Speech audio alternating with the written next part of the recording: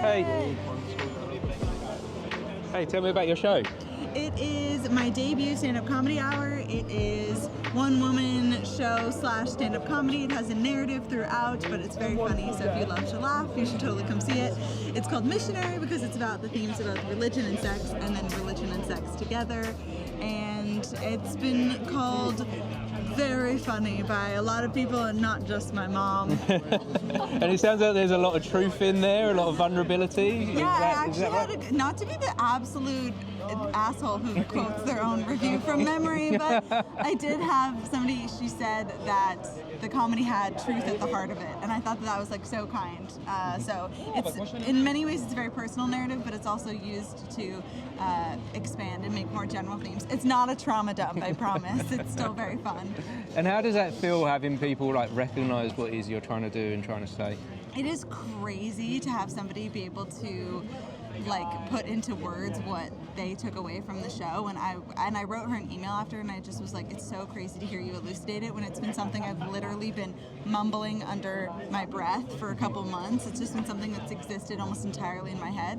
So to have somebody see you and see what you're trying to put into the show, it just means so much, and it's also really surreal because it basically feels like you've just been playing with your imaginary friends for months. For so long, and now that dream has turned into some kind of reality. It's crazy. It's crazy, and all you want is for people to come see the show, and then when they do, you're like, oh my god, I can't believe you're here. And I feel like I've been really lucky that it's just exciting to have anybody come to the show, and so whenever anyone comes, I'm just thrilled to have them there, and so it just makes every show a joy.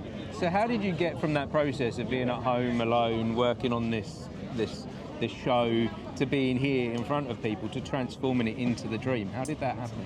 I felt like the thing that's so amazing about Fringe that I feel like not everybody at home knows is that anybody can do Fringe, is that it's an open access festival, and I think so many arts festivals have a lot of barriers around them, a lot of barriers to entry. And with Fringe, as long as you can secure a venue, which can be a barrier in of itself, but if you can find a place, then you can come and do it. And so I felt like I was spending time doing 10-minute sets and doing comedy here and there, and I just needed to give myself a challenge that was entirely up to me. It wasn't like nobody was going to be able to come and save me, nobody was going to be able to boost it. It was like its success really was entirely on my shoulders, and so I wrote the stand-up hour. And also, by having Fringe as an actual deadline, I had no excuses. I was like, people, I have an hour rented at the wonderful Greenside venue, so I have to produce an hour's worth of material, and so it really gave me something to work towards. And so I decided to come quite last minute. It was like the beginning of April, which everyone who does Fringe knows that's the absolute last minute you can enter, and I managed to pull it off in 4 months, and I'm so glad that I did. I think it's really important that even if you feel a little bit not ready, that you go for it anyway, because it's just been the most incredible experience. And yeah, how rewarding is that to you to make it happen in that short period of time? Because this is the first time I've ever been to Fringe. Me too. And a lot of that has been because I spent a lot of time listening to other people saying to me, you can't do it this year. And then what happens is you delay it and you delay it and you delay it. Yeah. And all of a sudden it never happens, it never transpires. But you've managed to do that in a period of time that people have just been telling me is impossible. Yeah, well, I mean, a huge part of that is that I was doing stand-up comedy, so it was entirely up to me, and so I was relying on myself. And then the other thing about it, I think, is that Amy Poehler talks about how important it is to do things when you're not totally ready. I think spending a lot of time sitting on your hands or like worrying about it isn't as productive as it might feel, and so I think people love to tell each other that it wouldn't be possible because they're worried that it wouldn't be possible for them, but it's one of those things where you're never really going to know unless you try. I totally understand also, though, it is a big financial investment to come to Fringe, so you want to make sure that you really think you can pull it off, that you can put everything into that year.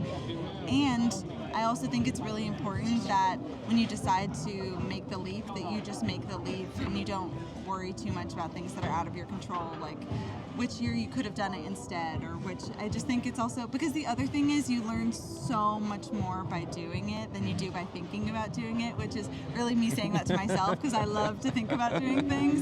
And so I'm so glad that I came because I've just learned so much from it. And then the other thing is I think that confidence is really built from competence, and I feel so proud of it because I was able to pull it off in that amount of time.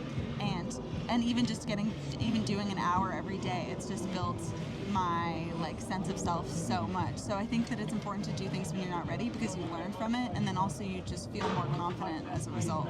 And I think you're right to feel proud of yourself. There are so many people there are so many creatives out there that would love to be in this space right now, and you're here. You've done it. You've done the journey, and you've arrived.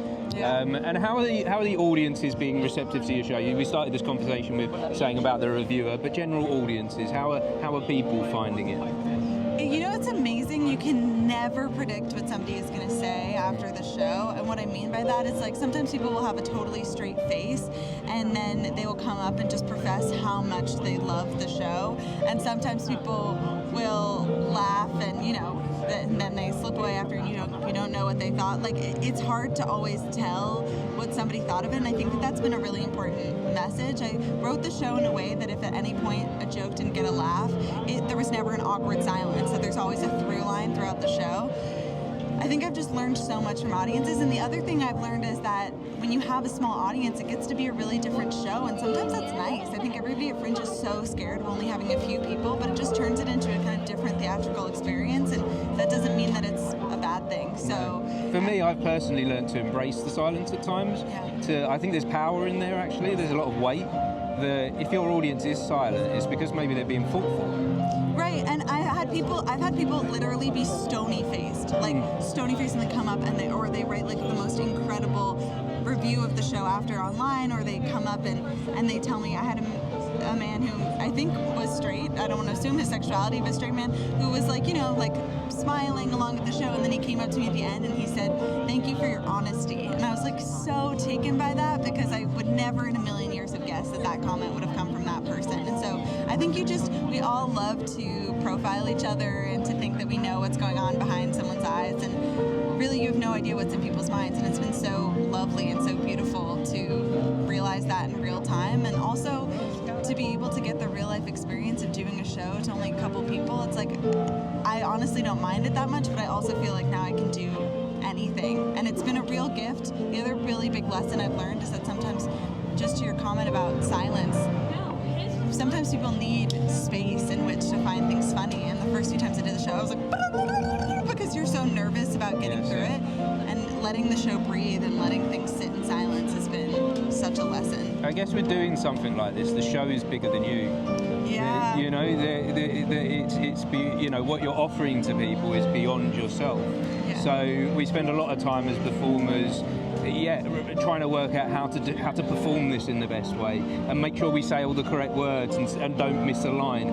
Whereas actually, taking that moment to pause allows the audience to absorb what it is you're trying to get across. There's an idea that I learned in high school that I love, that when you have two people, a third thing is created just inherently, and I think that the show, in many ways, I even say this towards the end of the show, it's like the show kind of needs the audience to exist, and it can be one person, but it needs to have another person there in order for it to become what it is, and it's so nice, and it's such an act of co-creation with an audience, because the show changes based on what they laugh at, and the things that they take away from it change on who's there, and so it's this act of creativity that you're engaging in together, which I think, especially with stand-up, where I'm looking into their eyes the whole show in such a small space, it's like, it really is something that we're kind of going through together. It's intimate, it's personal. It's super intimate, and also with it being a show that tackles a lot of topics that people have shame around, it really feels sort of like a mutual confessional, because I'll say something and then they'll nod to it, and it's this experience, it feels like we are all in it together and validating each other's experience, and it's been lovely. I'm so happy that I came. It's been wonderful to meet you. I hope I get to see your show. Yes. If I don't get to see it, where can I find you? So you can find me on Instagram or on TikTok. My Instagram is Katie Massie, Katie __Massie, KHIE __ Massie, MASSIE, or TikTok, where my TikTok is Massachusetts. But also, this is not my last Fringe. I will definitely be back. So. Wonderful. So we'll definitely get a chance to see you Absolutely. again. Thank you so much. Thank you so much. Nice to meet you.